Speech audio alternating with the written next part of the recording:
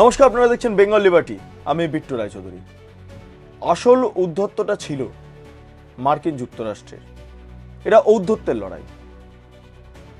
ভারতবর্ষ বা তৃতীয় বিশ্বের বিভিন্ন দেশগুলোকে নিজের কন্ট্রোলে রেখে তাদের আন্তর্জাতিক সম্পর্ক, আভ্যন্তরীণ সম্পর্ক, অর্থনীতি, রাজনীতিতে প্রভাব ফেলার যে প্রবণতা মার্কিন যুক্তরাষ্ট্রে এতদিন ধরে ছিল, সেটা ভারতবর্ষের ক্ষেত্রে খাটাতে গিয়ে সমস্যায় পড়লেন ডোনাল্ড ট্রাম্প। ইতিমধ্যে ভারত পাকিস্তান যুদ্ধ এবং সেই যুদ্ধ নাকি মার্কিন যুক্তরাষ্ট্রে হস্তক্ষেপে বন্ধ হয়েছে, মধ্যস্থতায় বন্ধ হয়েছে, ট্রাম্প মধ্যস্থতা করেছে।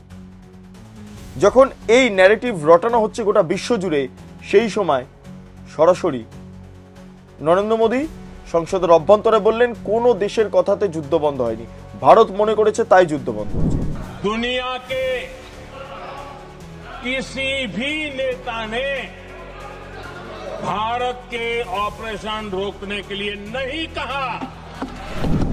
এরপরেই রেড়ে পড়ে যায় গোটা বিশ্ব জুড়ে, রেড়ে পড়ে যায়।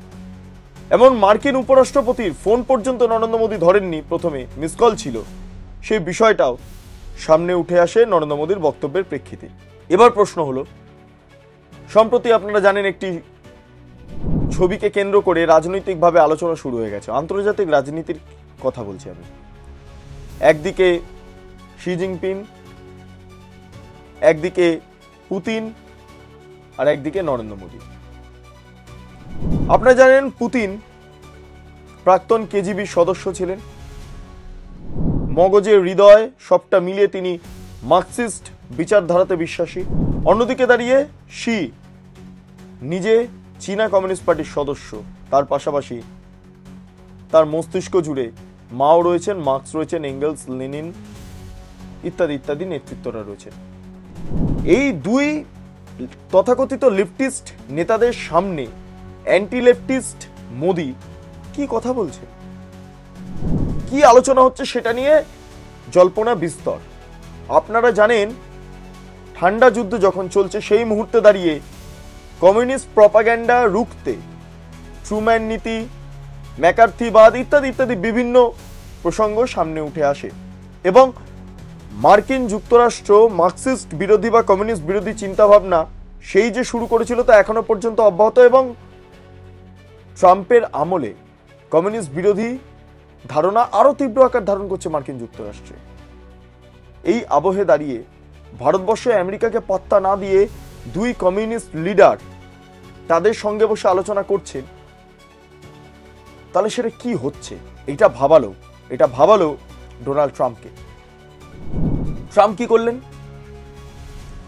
ট্রাম্প তখন বিপদ আঁচ করতে পেরে বুঝতে পারছেন মোদির সাথে তো আমার দেখা হবে না, মোদি আসবে না রাষ্ট্রপুঞ্জের সাধারণ সম্মেলনে, বক্তব্য রাখবে না।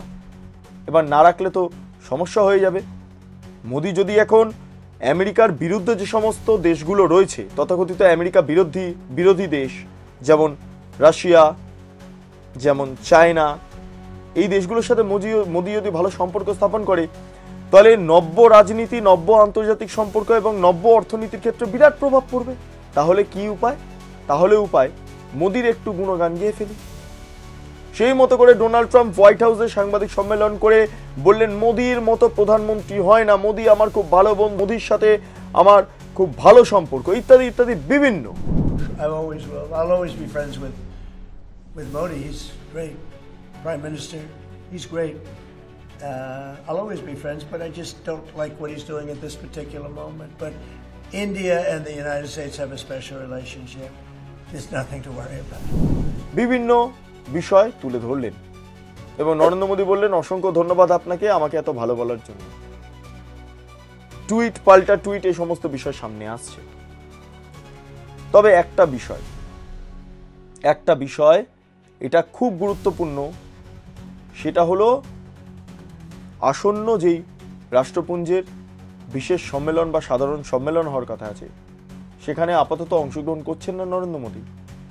এবং নরেন্দ্র মোদী কি সুকৌশলে এড়িয়ে গেলেন, কারণ তিনি জানতেন তিনি যদি আমেরিকায় যান তাহলে ডোনাল্ড ট্রাম্পের সঙ্গে সাক্ষাৎ হবে এবং সেটা হলে ভারতবর্ষের মাথা হয়তো আরো নত হয়ে যাবে। তাই আপাতত ডোনাল্ড ট্রাম্পকে ফুৎকারে উড়িয়ে নতুন আন্তর্জাতিক সম্পর্কের পক্ষে কি নরেন্দ্র মোদী যাচ্ছেন, এবং সেই কারণে চীনের সঙ্গে রাশিয়ার সঙ্গে সম্পর্ক ভালো করার পক্ষে সওয়াল করছেন প্রধানমন্ত্রী নরেন্দ্র মোদী?